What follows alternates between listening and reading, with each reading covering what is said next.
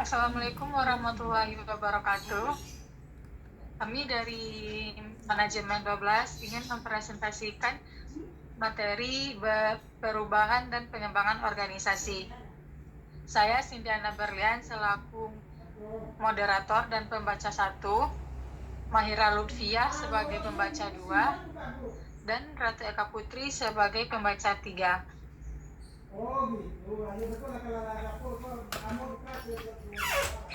Hakikat perubahan.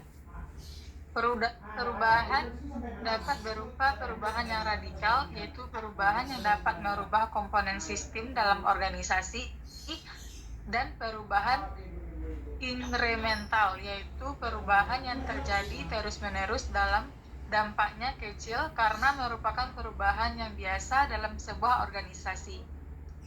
Perubahan keorganisasian atau organization change merupakan tindakan beralihnya sesuatu organisasi dari kondisi yang berlaku kini ke kondisi masa yang akan datang yang diinginkan guna meningkatkan efektivitasnya. Menurut Kurt Lewin dalam koran Bernard tahun 2001, perubahan organisasi merupakan suatu proses yang sistematis, yakni perubahan dari sebuah topik yang hanya menarik untuk beberapa akademisi dan praktisi menjadi sesuatu topik yang menarik untuk para eksekutif perusahaan untuk kelangsungan hidup organisasi. Tipologi generik perubahan organisasi. Yang pertama ada perubahan adaptif. Merupakan mereintroduksikan praktek yang sudah dikenal sebelumnya. Kemudian perubahan inovatif, yaitu mengintroduksikan sebuah praktek yang baru bagi organisasi. Kemudian perubahan inovasi radikal, mengintroduksi sebuah praktek yang baru bagi industri yang ada. Agen perubahan dalam pengembangan organisasi. Agen perubahan merupakan orang yang bertindak sebagai katalis dan memikul tanggung jawab untuk mengelola kegiatan perubahan, menurut Robbins tahun 2008. Agen perubahan dapat berupa manajer, karyawan, atau konsultan luar seperti agen perubahan eksternal, agen perubahan internal, dan agen perubahan eksternal internal. Alternatif manajemen perubahan ada 3. Yang pertama, mengatur melalui kekuatan. Yang kedua, mengatur perubahan melalui. Yang ketiga, mengatur perubahan melalui belajar kembali. Selanjutnya, materi kedua akan dilanjutkan oleh Mahira Lutfiah. Alasan individu menolak perubahan menurut Robbins 2008, yang pertama ada kebiasaan, yang kedua ada keamanan, yang ketiga faktor-faktor ekonomi, yang keempat rasa takut terhadap yang tidak dikenal, dan yang terakhir adalah pemrosesan informasi selektif.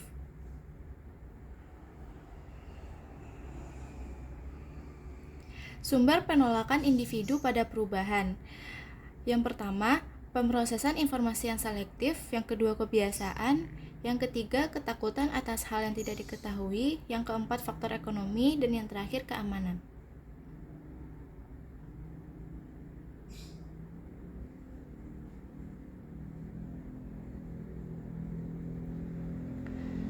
Sumber penolakan organisasi pada perubahan. Yang pertama, ancaman terhadap alokasi sumber-sumber daya yang telah mapan. Yang kedua, kelebaman strukturisasi. Yang ketiga, ancaman terhadap hubungan kekuasaan yang telah mapan. Yang keempat, ancaman terhadap keahlian. Yang kelima, fokus perubahan terhadap perubahan terbatas. Dan yang terakhir, kelebaman kelompok.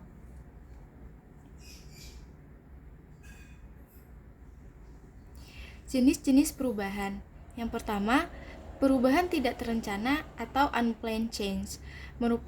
Merupakan perubahan yang bersifat spontan tanpa ada arahan dari agen perubahan. Yang kedua, perubahan terencana, planned change. Merupakan perubahan yang dihasilkan oleh usaha-usaha yang dilakukan oleh agen perubahan.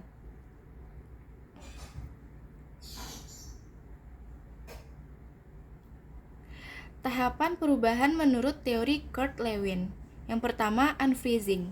Dalam tahap ini, seseorang harus dapat mengenali masalah, mengidentifikasi kebutuhan yang mendukung perubahan, serta memobilisasi seluruh elemen organisasi agar menyadari urgensi perubahan.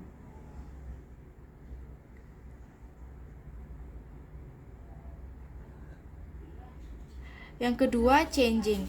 Pada tahap ini, perlu untuk ditekankan bahwa perubahan merupakan sebuah proses transisi, bukan sebuah peristiwa atau aktivitas, menurut Melita dan Elpanso tahun 2020, Shire 2013.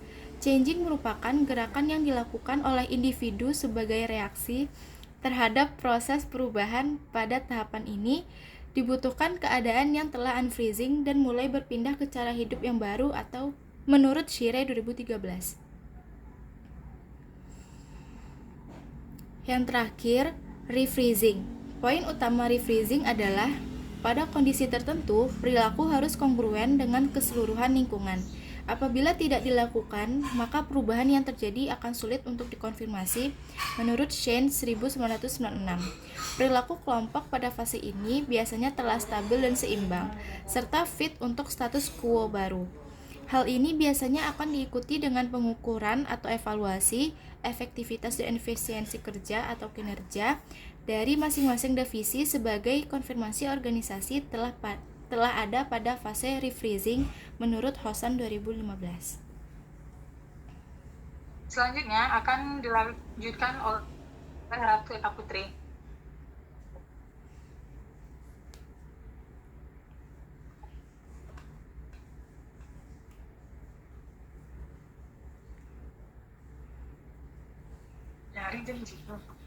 Pengembangan organisasi. Michael Beard dan Anna Elsie Walton dalam Winardi tahun 2003 mengungkapkan pengembangan organisasi terdiri dari sejumlah tindakan yang dilaksanakan guna memperbaiki efektivitas keorganisasian dan kesejahteraan para karyawan, dengan jalan menerapkan teori dalam bidang ilmu perilaku keorganisasian. Menurut Robbins tahun 2008, Organization Development, a collection of planned change intervention built on humanistic, democratic values that seek to improve organization effectiveness and employee well-being. Nilai-nilai yang mendasari dalam upaya pengembangan organisasi. Yang pertama, penghargaan akan orang. Yang kedua, kepercayaan dan dukungan. Yang ketiga, konfrontasi. Yang keempat, partisipasi. Dan terakhir, kesetaraan kekuasaan organisasi yang efektif mengurangi tekanan pada wewenang dan kendali hierarkis. Ada alasan diperlukannya pengembangan organisasi. Yang pertama yaitu struktur imbalan dalam pekerjaan tidak cukup. Dan yang kedua, laju perubahan berlangsung sangat cepat. Dari berbagai definisi pengembangan organisasi, maka dapatlah kita menemukan 4 ciri-ciri dari pengembangan organisasi.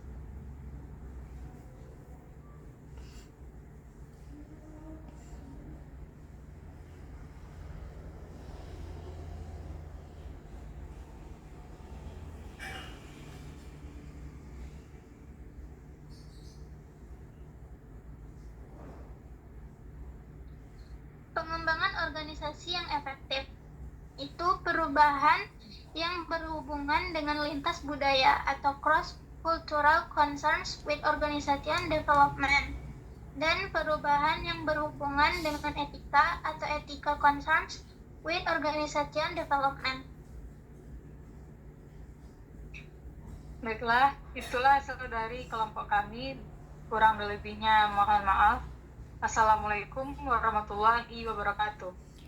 Waalaikumsalam warahmatullahi wabarakatuh. Audio Jungle.